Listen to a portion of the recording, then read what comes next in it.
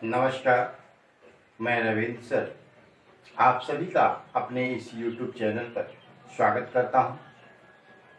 बच्चों, आज मैं आपके सामने लेकर के आया हूं आपके स्पर्श भाग से जो CBSE बोर्ड कक्षा 9वीं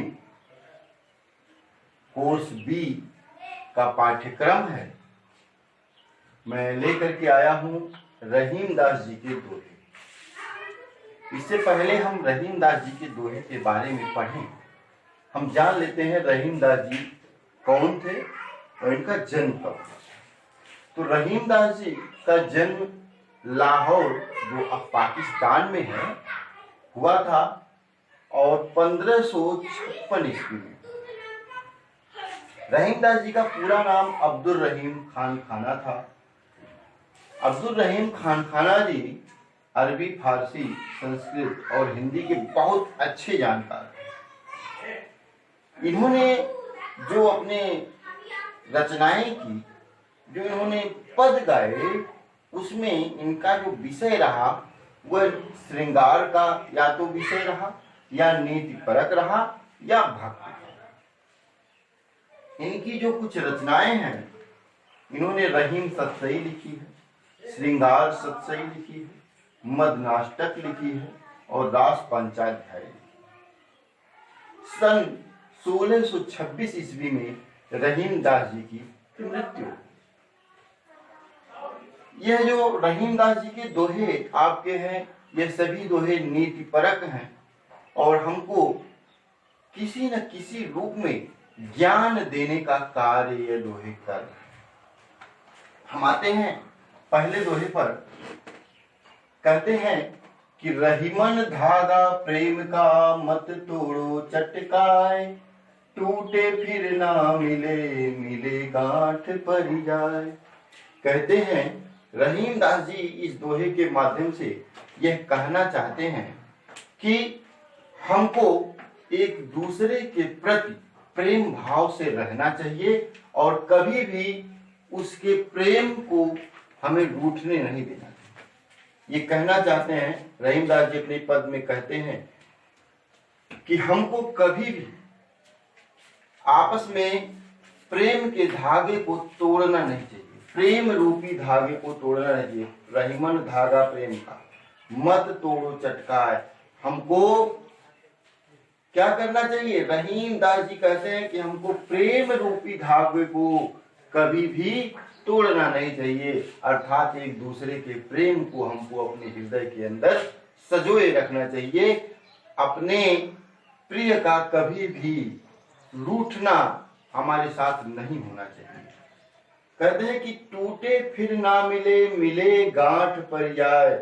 क्यों? यह प्रेम का धागा तोड़ना क्यों नहीं चाहते हैं? इसलिए कहते हैं कि यदि यह धागा एक बार टूट गया तो वह फिर पुनः उस प्रेम को नहीं प्राप्त कर सकता है। ठीक उसी प्रकार से जैसे किसी धागे को अगर एक बार हम तोड़ दें और उसको फिर जोड़ने लगे तो वहां पे गांठ ही पड़ जाती है, उसी प्रकार यदि किसी का प्रिय उससे रूठ जाता है तो वह प्रेम उसके प्रति नहीं आ पाता है। यदि आता है तो कहीं ना कहीं कुछ ना कुछ कसर जरूर रह जाता है। अब दूसरा पद देखें। दूसरा दोहा है कि रहीमन निज मन की बिथा, मन ही राखो गोय, सुनि अठिलई हैं लोग सब, बाटी न लय है कोई। रहीमा बाटी न लय है कोई। कहते हैं कि रहीमन निज मन की बिथा। देखिए, मन हमारा हृदय या मन, बिथा व्यथा, ठीक। कहते हैं कि रहीम दास जी इस दोहे के माध्यम से यह कहना चाहते हैं कि हमको अपना दुख दर्द हर एक किसी के सामने बांटना नहीं चाहिए। अपना दुख दर्द हमको अपने अंदर रखना चाहिए। क्यों कहते हैं? इसीलिए कहते हैं कि रहीमन निज मन की बिथा, मन ही राखो गोय। रहीम दास जी कहते हैं कि हमको अपने मन की व्यथा, अपने हृदय की व्यथा अपने हृदय के अंदर ही, अपने मन के अंदर ही रखना चाहिए। सुनिए लई हैं लोग सब बांट न लई हैं कोई। क्यों?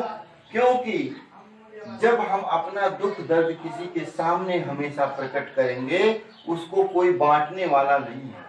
उस पर लोग आपके पीछे ही उपहास उड़ाते मिलेंगे। यदि वह खुशी होता है तो खुशी को सब लोग आपस में बांटना चाहते हैं, लेकिन दुख को, विपत्ति को हमारे कोई बांटना नहीं चाहता है।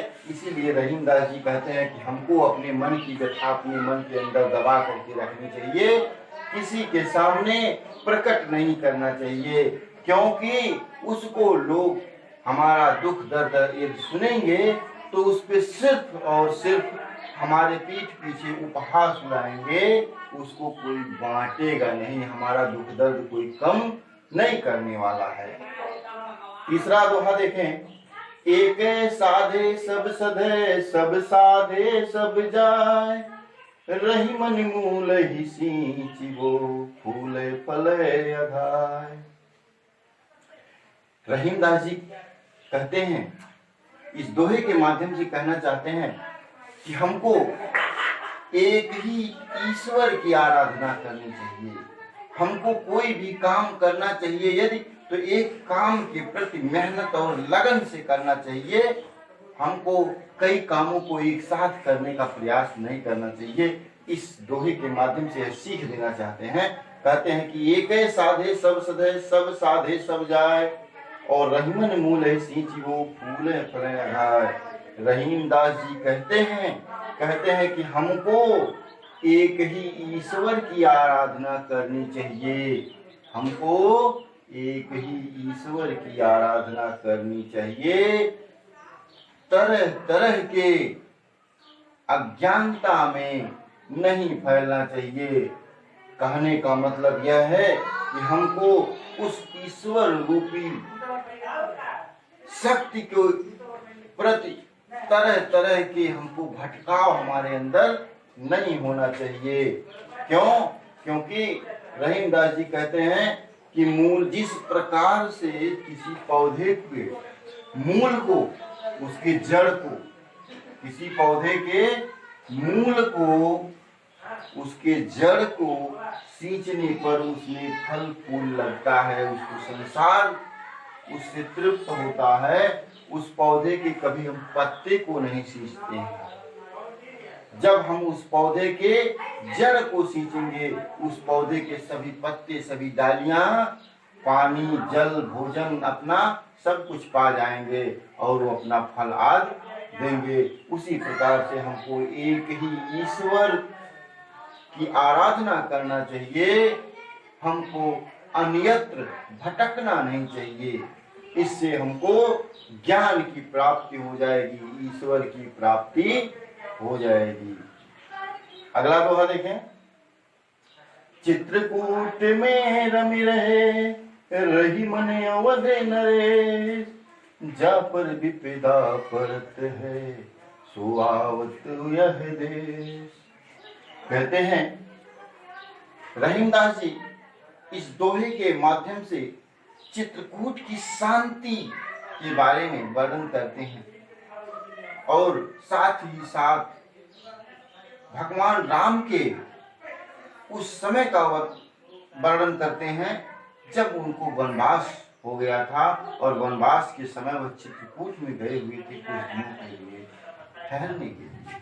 कहते हैं कि चित्रकूट में रवि रहे, रही मन अवध नरेश, कि जब प्रभु श्री रामचंद्र जी पर विपत्ति पड़ी हुई थी, तब उस समय वह वनवास के समय वह इस यहाँ चित्रकूट में आए हुए थे और यहाँ पे सुख और शांति का अनुभव प्रतीत कर रहे थे।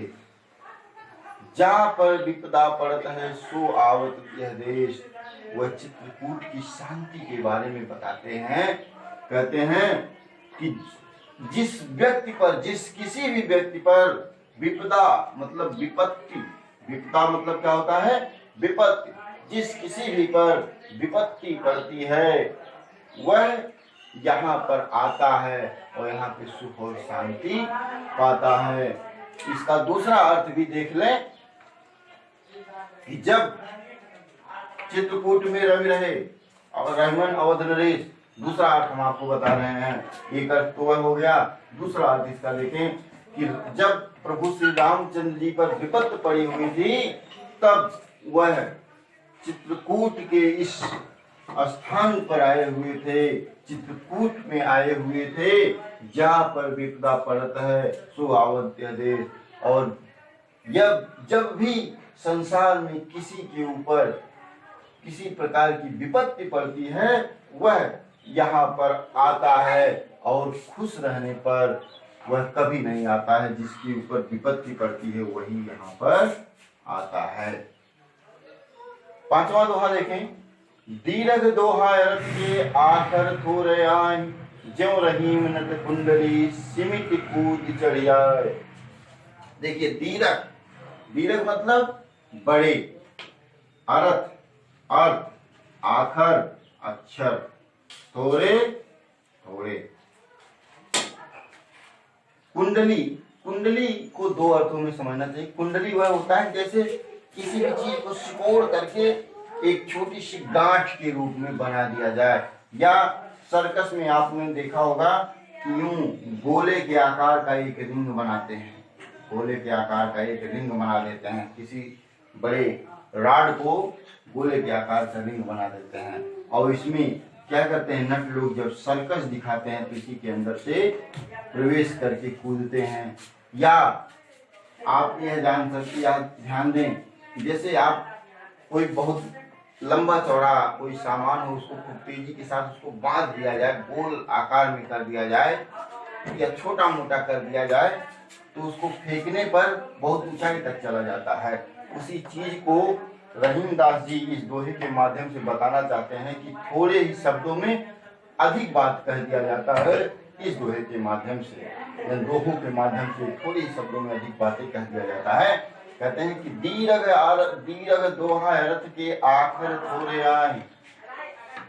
दोहे के अर्थ लंबे होते हैं और इनमें शब्दों की संख्या बहुत ही कम होती है। इसीलिए कहते हैं कि दोहे में शब्द तो बहुत ही कम होते हैं लेकिन इनके अर्थ निकाले जाते हैं बहुत ही लंबे चौड़े हो जाते हैं। थोड़ी ही कुछ बहुत ही कम शब्दों में बहुत अधिक बात कह दिए जाते हैं। किस प्रकार कि जैसे एक नट कुंडली मारकर अपने शरीर को सिकोड़ लेता है, छोटा कर लेता है, और वह जब कूदता है तो बहुत ही अधिक ऊंचाई तक चला जाता है। अपने लंबे चौड़े शरीर को बहुत ही अधिक ऊंचाइयों तक कूदने में पहुंचा देता है, कूद कर अपनी ऊंचाई शरीर को पहुंचा देता है, क्योंकि बहुत छोटे में कुंडली मार करके बैठ जाता है। तो इस दोहे में इन्होंने कम शब्दों में अधिक बात कहने की बात कही है। जीवन परिचय को देखा। अब हम आपसे अगली वीडियो में मिलेंगे और उम्मीद करते हैं कि आप हमारे इस YouTube चैनल को सब्सक्राइब अवश्य करेंगे।